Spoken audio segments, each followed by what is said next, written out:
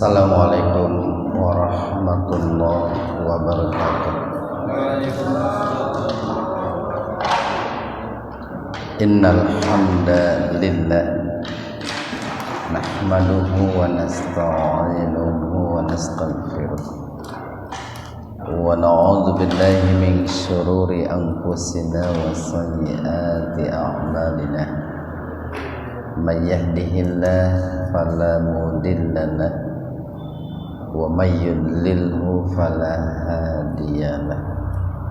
Asyhadu an la ilaha illallah wahdahu la syarikalah wa asyhadu anna Muhammadan abduhu wa rasuluh alladzi la nabiyya wa la rasula ba'dah.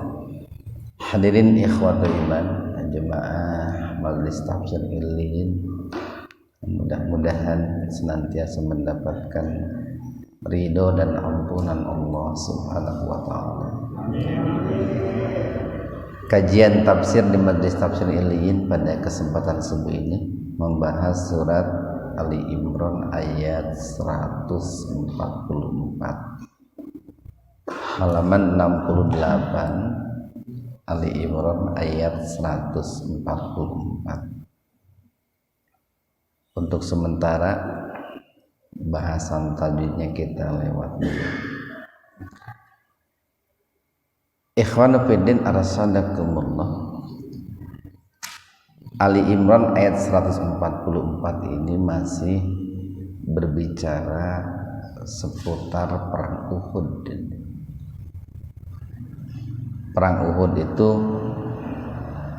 dilaksanakan pada tahun kedua akhir atau ketiga awal Hijriyah, atau lebih populernya terjadi pada awal tahun pada awal ketiga Hijriyah. Jadi 3 tahun setelah Rasulullah hijrah dari Mekah ke Madinah, itu terjadi perang Uhud. Dan dalam perang Uhud ini seperti yang kemarin kita katakan bahwa cukup banyak dari kalangan umat Islam, khususnya para sahabat yang gugur, ya, termasuk Hamzah bin Abdul Muttalib. Cukup banyak yang terluka, termasuk Rasulullah SAW. Bahkan Rasulullah itu dikabarkan wafat beliau. Nah, maka turunlah ayat ini. Kenapa turun Ali Imran ayat 144? Karena ketika Rasulullah banyak mendapatkan luka dalam perang Uhud, itu orang-orang musyrik Mekah gitu ya, dalam rangka mematahkan semangat umat Islam atau para sahabat, itu mereka berteriak gitu, Pak, Muhammad telah mati gitu. Ini sebetulnya sebuah strategi perang ini, Pak. Jadi dengan diteriakannya bahwa Muhammad itu telah mati, itu diharapkan banyak dari kaum muslimin itu yang mentalnya kena gitu, Pak, yang putus asa gitu ya, atau yang mungkin tidak bersemangat, atau yang mungkin takut gitu. Bahkan ada di antara orang-orang munafik itu yang mengatakan kalau Muhammad itu mati berarti Muhammad itu bukan nabi gitu ya. Karena yang namanya nabi itu tidak mungkin mati gitu. Nah, maka turunlah ayat ini nih. Wa ma, nah, ma itu harfun nafi ini, Pak. Dan tidaklah Muhammadun, ya, Muhammad itu illa melainkan rasulun, seorang rasul. Jadi Nabi Muhammad itu bukan Tuhan gitu. Nabi Muhammad itu adalah hamba Allah dan utusan Allah. Karena Nabi Muhammad itu hamba Allah, bukan Tuhan, berarti Nabi Muhammad itu bisa terluka, bisa juga meninggal gitu. Qad sungguh kholat, telah berlalu, min qablihi, nah ini itu domir Pak, min qabli Muhammad, jadi sungguh telah berlalu sebelum Rasulullah Muhammad sallallahu alaihi wasallam ar-rusul, banyak rasul. Jadi rasul yang pertama itu bentuk tunggal Pak, illa rasul, itu setelah sin ada wawu, itu menunjukkan satu rasul. Rasul yang kedua tidak ada wawunya setelah sin, rusul, itu menunjukkan banyak rasul, bentuk plural. Jadi Nabi Muhammad itu tiada lain tiada bukan adalah hamba Allah dan utusan Allah. Dan sebelum Nabi Muhammad itu sudah banyak nabi-nabi, rasul-rasul yang diutus oleh Allah Subhanahu wa taala. Mereka pun ada yang mereka pun sudah pada meninggal gitu Pak. Meninggalnya macam-macam itu. Ada yang meninggal karena terbunuh di medan perang. Ada yang meninggalnya itu karena sakit. Ada yang meninggalnya itu ya biasa-biasa gitu. Bukan terbunuh di medan perang, bukan sakit, ya meninggal karena ajalnya saja sudah habis itu. Nah, jika rasul-rasul sebelumnya pun karena mereka itu hamba Allah dan utusan Allah meninggal, maka Rasulullah Muhammad SAW pun karena beliau hamba Allah dan utusan Allah, ya pasti meninggal. Karena ada anggapan waktu itu dari orang-orang yang keimanannya belum bagus, bahwa seorang nabi, seorang rasul itu tidak mungkin meninggal, tidak mungkin meninggal. Afa'in, hanya itu harful istifham nih Pak, disebutnya istifham ingkari ini, sebuah pertanyaan dalam rangka menyindir atau menegur. Afa'in, apakah, maka apakah, jika. Jadi ada 3 huruf ini Pak, a, fa, in. Fa itu maka, a apakah, in jika. Digabung itu afa'in, maka apakah, jika. Mata, beliau mati, beliau wafat, maksudnya Rasulullah. Au atau kutila, beliau dibunuh, maksudnya di medan Uhud. Inqalabtum, kalian akan kembali ala kepada aqab. Aqab itu kan akibat Pak. Akibat itu kan datangnya belakangan gitu. Makanya dimaknai aqab itu, iqab itu belakang gitu. Jadi maka apakah jika beliau itu wafat atau beliau itu dibunuh di medan perang, kalian itu akan berbalik ke belakang. Maksudnya berbalik ke belakang itu berbalik kepada kekufuran, berbalik kepada kemusyrikan, atau sering disebut dengan murtad, keluar dari Islam. Dan waktu itu cukup banyak Pak, cukup banyak dari kalangan para sahabat Nabi yang keimanannya belum betul-betul teruji ketika mendengar berita bahwa Rasulullah Muhammad SAW itu wafat. Itu banyak ya, cukup banyak dari sahabat Nabi itu yang akan meninggalkan medan Uhud itu, Pak. Yang akan keluar dari Islam kemudian bergabung dengan orang-orang musyrik Mekah. Waktu itu orang-orang musyrik Mekah dipimpin oleh ini tokohnya itu Abu Sufyan, Pak. Jadi di antara umat Islam itu ada yang menemui Abu Sufyan dan ingin bergabung dengan Abu Sufyan. Nah ini kan sebetulnya ini sebuah motivasi ya, bagi kita umat Islam, bahwa yang namanya umat Islam ketika berjuang itu perlu ada landasan ilmu, Pak. Perlu dibina gitu, perlu ditempa, sehingga ketika terjadi hal-hal yang pahit yang tidak diinginkan itu tidak gampang menyerah gitu, Pak. Tidak gampang putus asa. Kemudian yang kedua, umat Islam itu ya harus punya pendirian, Pak. Jangan dikarenakan kalah gitu ya, atau mungkin tokohnya terbunuh, perjuangan ya jangan berhenti gitu. Perjuangan itu harus tetap berlanjut sekalipun tokohnya, katakanlah Rasulullah itu gugur di medan perang itu.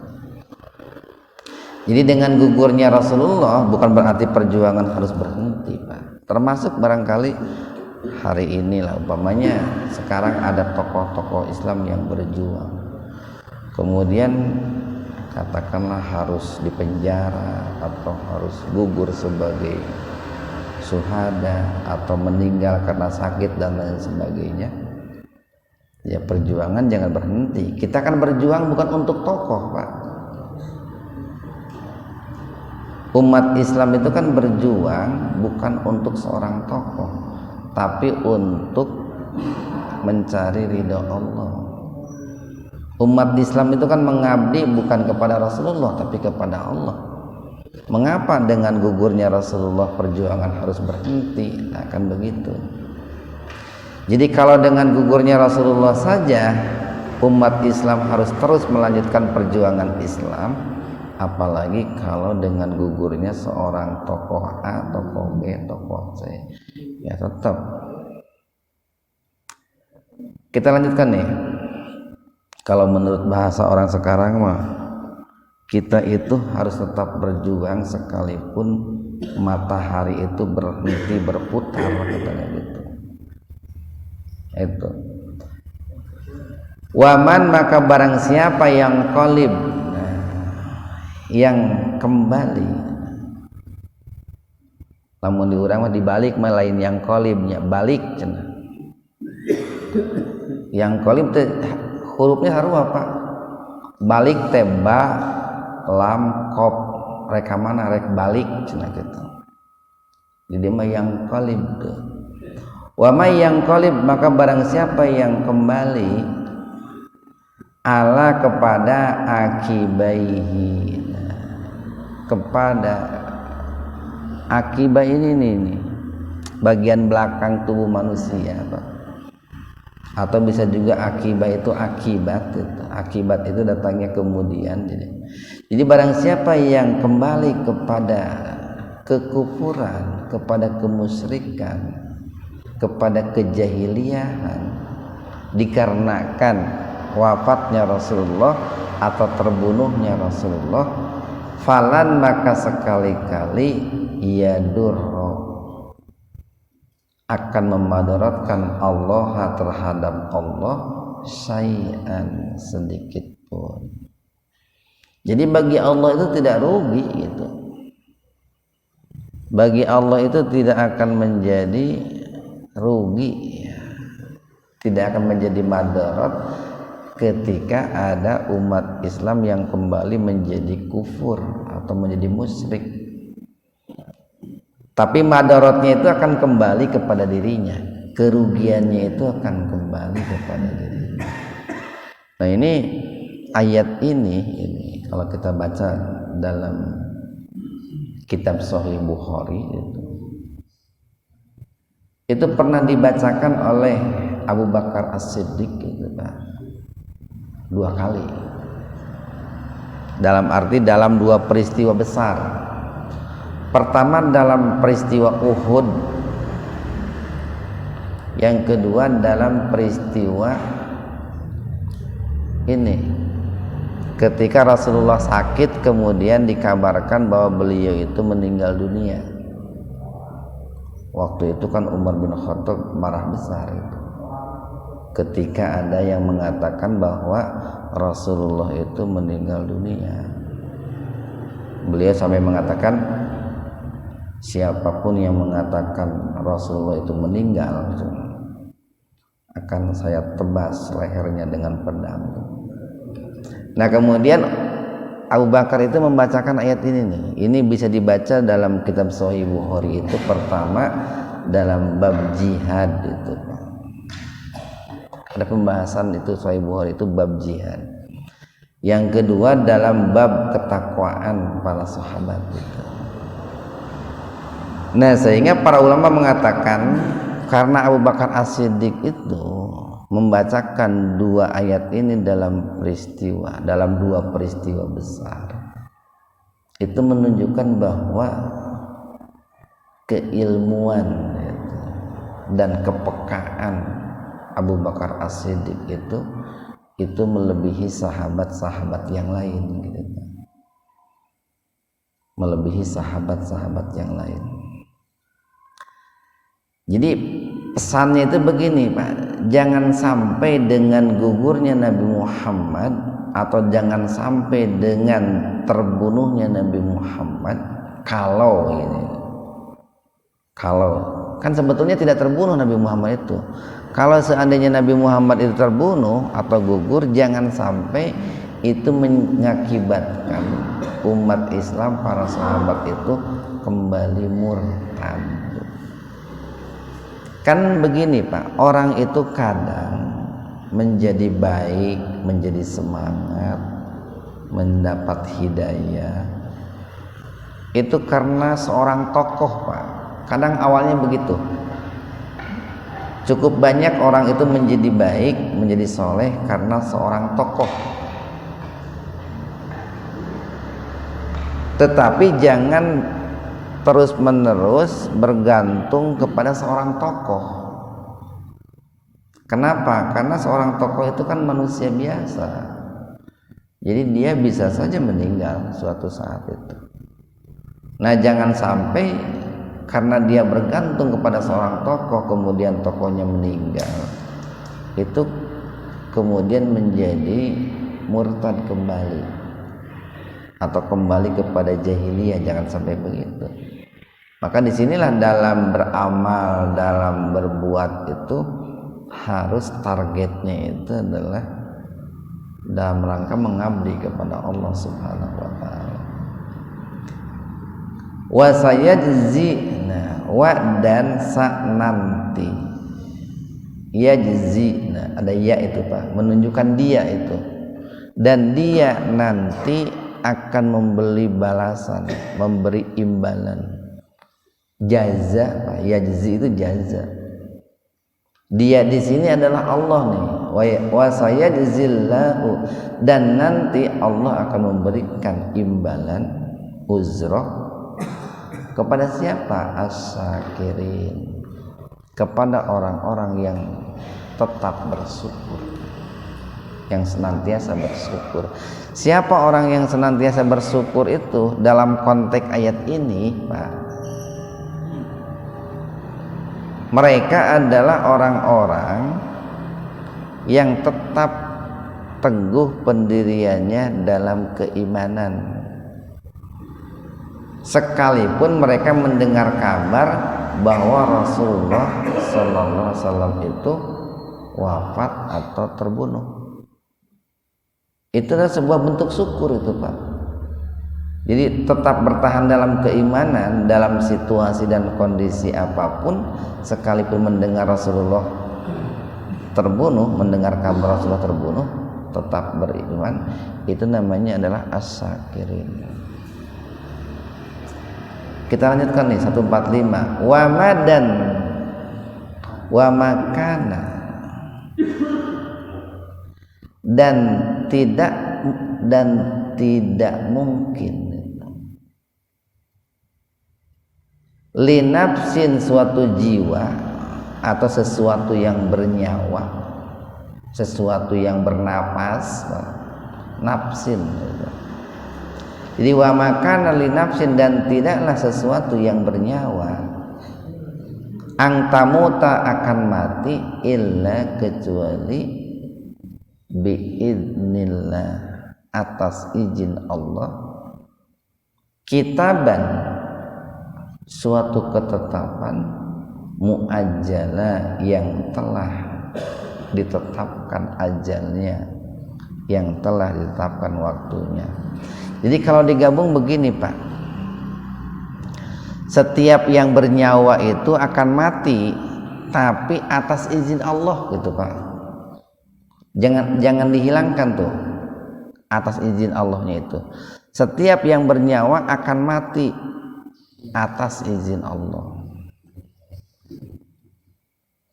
Atau yang bernyawa itu kalau belum Allah izinkan ya tidak akan mati. Makanya kematian seseorang atau suatu jiwa yang bernyawa, sekalipun terkadang ada sebabnya, tapi tidak mesti ada sebab. Kematian seseorang itu sekalipun terkadang nampak ada penyebabnya, tapi tidak mesti ada sebab. Jadi orang mati tidak mesti disebabkan karena dia tua. Banyak juga kan yang muda meninggal. Orang mati tidak mesti disebabkan karena dia sakit. Banyak juga yang sehat yang meninggal kan gitu. Orang mati tidak mesti disebabkan karena dia pergi berperang. Banyak juga yang tidur di atas kasur meninggal juga kan gitu Pak. Jadi kematian seseorang itu tidak mesti ada sebabnya.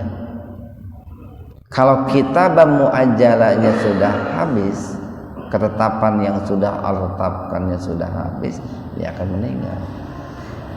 Makanya kan ada pepatah mengatakan begini nih,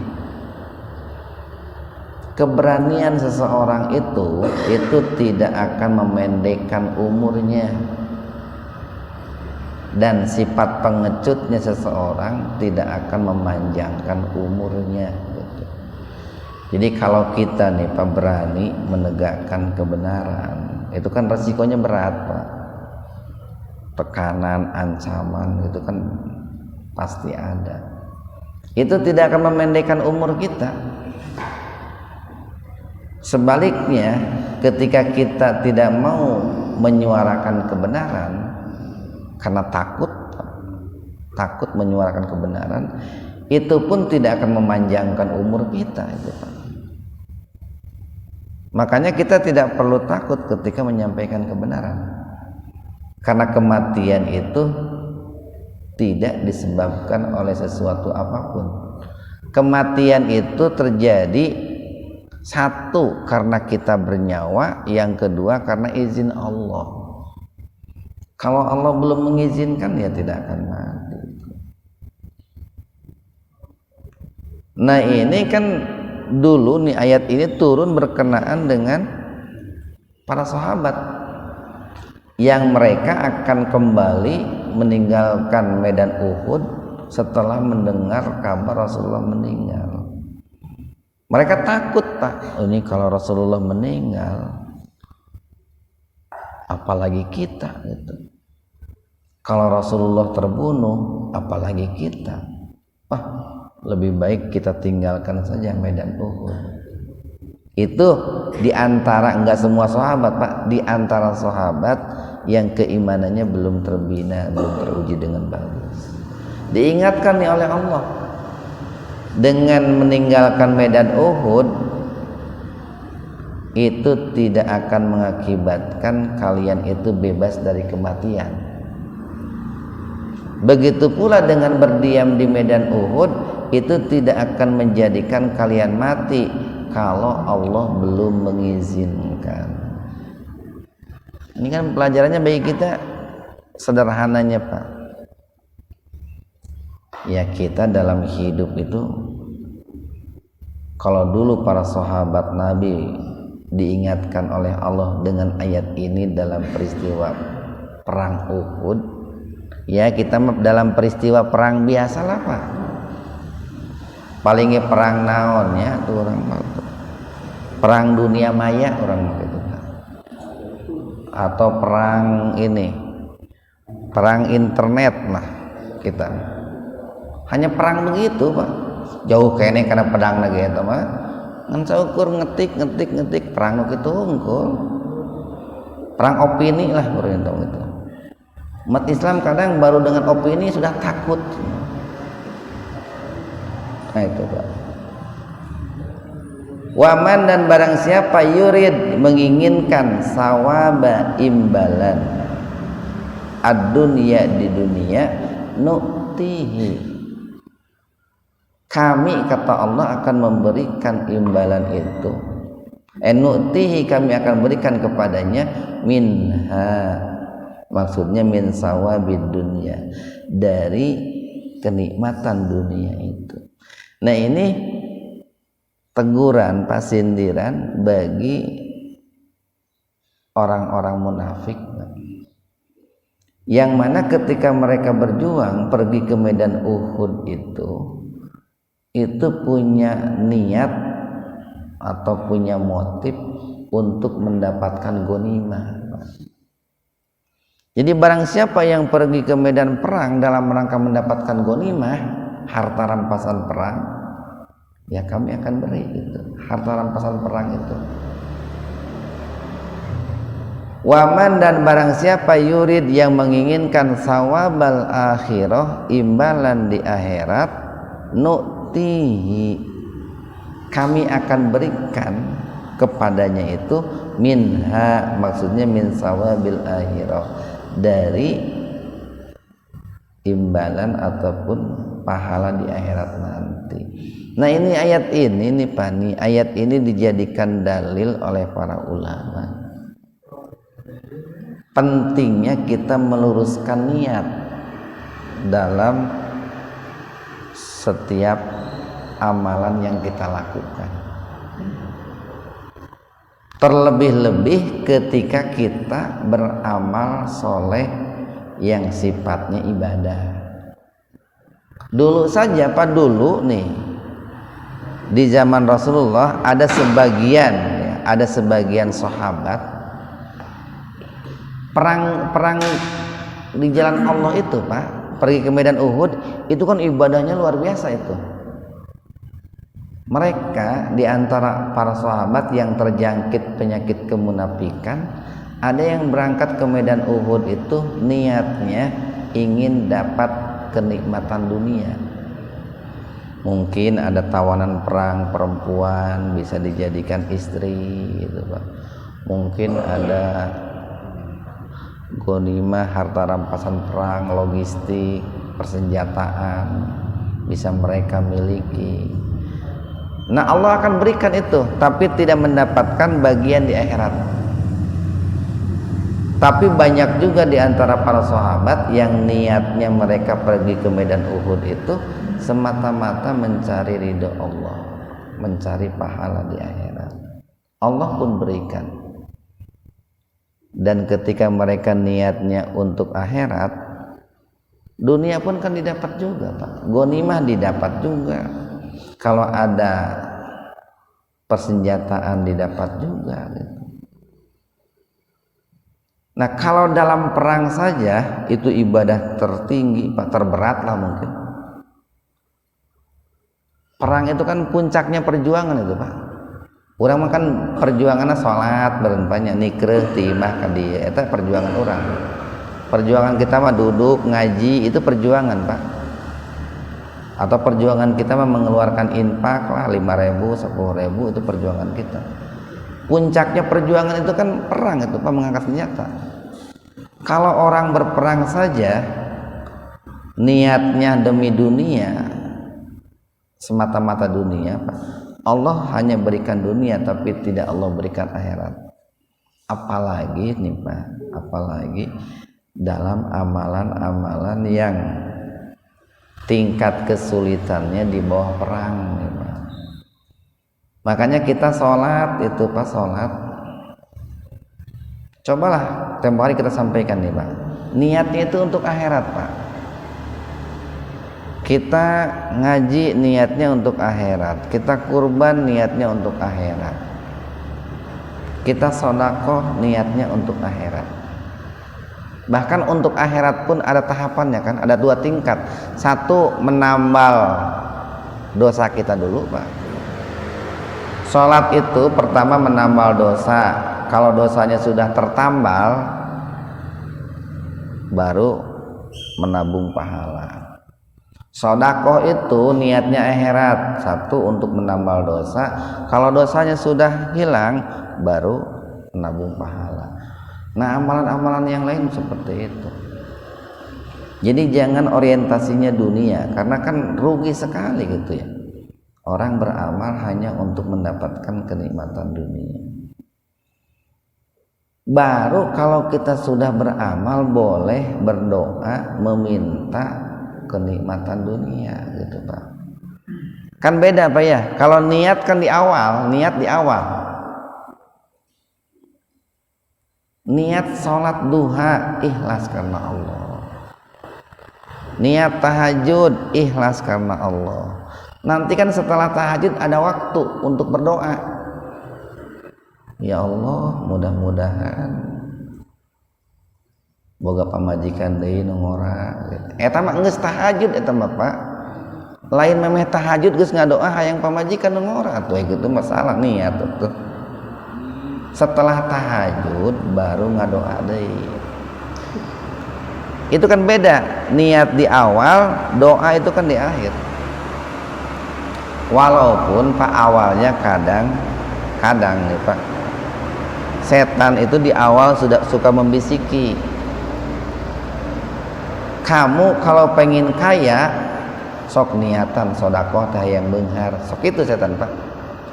Kamu lamun hayang cager awak, sok niatan puasa sing rajin. Di awal begitu setan itu, karena setan itu melihat ini peluangnya itu pinter Pak. Ini orangnya rajin sholat nih, wah saya palingkan saja niatnya. Ini orangnya rajin sedekah nih, tidak mungkin dihalangi, saya selewengkan aja niatnya. Nah itu setan seperti itu. Jadi niat di awal harus ikhlas karena Allah. Kita lanjutkan nih. Wasanajzi, nah ya, sama ujungnya nih Pak dengan ayat yang tadi. Wasanajzi, dan kami akan memberikan imbalan as-syakirin, orang-orang yang pandai bersyukur. Siapa orang yang pandai bersyukur itu? Yaitu orang yang ketika beramal niatnya itu semata-mata untuk mencari ridha Allah, untuk kebahagiaan akhirat. Itu orang yang bersyukur. Satu ayat lagi, 146. Wa ka'ayyin, wa dan ka'ayyin, berapa banyak atau banyak sekali, min nabiyin, dari kalangan para nabi, qatala yang berperang, ma'ahu bersamanya, ribbiyun. Ribbiyun itu robbani Pak, diambil dari kata robbun. Makanya para ulama mengatakan ribbiyun itu lain ribuan, lain Pak. Ribbiyun itu robbani, yaitu orang-orang yang beriman bertakwa. Sehingga banyak yang menafsirkan ribbiyun itu adalah para ulama, orang-orang soleh, ahli ibadah, ahli taat, kasirun dengan jumlah yang banyak. Jadi dulu ini kan dalam rangka memberikan sebuah motivasi, membangkitkan semangat kepada para sahabat Nabi di medan Uhud nih. Terlebih-lebih untuk kita hari ini nih, yang mungkin ketika berjuang kita mengalami kekalahan. Dulu banyak sekali nabi-nabi yang diutus oleh Allah, di mana nabi-nabi itu mereka berjuang dengan didampingi, ditemani, dibersamai oleh orang-orang yang beriman, bertakwa, ahli ibadah dengan jumlah yang banyak sekali. Dulu Nabi Daud itu, Talut berjuang melawan Jalut, itu kan didampingi juga oleh orang-orang yang beriman dan bertakwa. Jumlahnya banyak. Sebelumnya Nabi Isa, ada juga sebelum Nabi Muhammad itu kan Nabi Isa, didampingi juga oleh Hawariyun kan? Oleh Hawariyun. Jadi cukup banyak Pak para nabi dan rasul sebelumnya yang ketika berjuang itu enggak sendirian, tapi mereka pun dibarengi oleh pasukan yang beriman dan bertakwa. Fama maka tidaklah wahanu, mereka itu lemah. Wahan pawahan nanti kata Nabi tawahan. Kan dalam hadis kan begini, nanti kata Nabi suatu masa umat Islam itu akan diserang dari berbagai penjuru bagaikan sepiring makanan yang dikelilingi oleh serigala-serigala yang lapar. Para sahabat bertanya, wahai Rasulullah, apakah jumlah umat Islam waktu itu sedikit?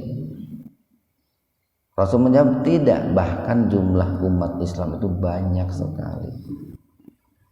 Lalu kenapa kau bisa dikeroyok oleh orang-orang luar Islam dari berbagai macam penjuru?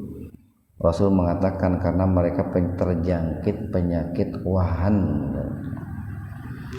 Apa wahan itu? Hubbud dunya wa karahiyatul maut. Cinta dunia, takut mati. Saking cintanya terhadap dunia, salat oge niatnya hayang beunghar gitu Pak. Saking cintana dunia eta. Saking cintana dunia, puasa oge demi dunia gitu. Nah, makanya wahanu itu adalah lemah yang berkaitan dengan mental, Pak. Mental. Kenapa ini perlu saya jelaskan? Karena di depan tuh nanti itu ada kata daufu. Jadi fama tidaklah wahanu, mereka itu lemah, artinya mentalitas mereka tidak down. 5 disebabkan asobahum, yang menimpa mereka, dalam arti yang menimpanya itu musibah-musibah Pak, kesulitan-kesulitan, fi sabilillah, dalam rangka berjuang di jalan Allah. Itu yang pertama, tidak wahanu. Yang kedua, wama dan tidaklah daufu, mereka itu lemah itu. Nah, apa bedanya lemah dengan kata wahanu? Apa bedanya lemah antara kata wahanu dengan kata daufu? Kalau menggunakan wahanu itu lemahnya adalah lemah mental, Pak. Lemah mental, nyali. Kalau lemah dengan menggunakan kata daufu itu lemahnya lemah fisik, Pak. Lemah fisik. Nah, dulu orang-orang yang berjuang, berperang bersama para nabi-nabi terdahulu, mereka pun sama menghadapi musuh yang besar. Mereka pun sama, ada yang terluka, ada yang terbunuh. Mereka pun sama, di antara nabinya ada yang terluka, ada yang terbunuh. tapi mereka mentalnya tidak jatuh, kemudian sekalipun fisiknya terluka mereka pun tidak lemah gitu, Pak. Tetap semangat, tetap bangkit. Jadi kekuatan mental dan kekuatan fisik itu perlu, Pak, perlu. Orang mentalnya kuat tapi fisiknya lemah, berat juga untuk berjuang, Pak. Atau sebaliknya, fisiknya kuat mentalnya lemah, berat juga untuk berjuang gitu. Makanya kan Islam memerintahkan wa'idul lahum mastata'tum min quwwah, dan persiapkanlah diri kalian dengan berbagai macam kekuatan, baik kuat fisik, kuat mental, kuat perbekalan, kuat persenjataan, kuat persatuan, banyak kekuatan. Yang ketiga, wa mastakanu, sukun, Pak, sukun, sakinah. Sakinah itu kan tenang, tentram, itu identik dengan diam, identik dengan menyerah, Pak.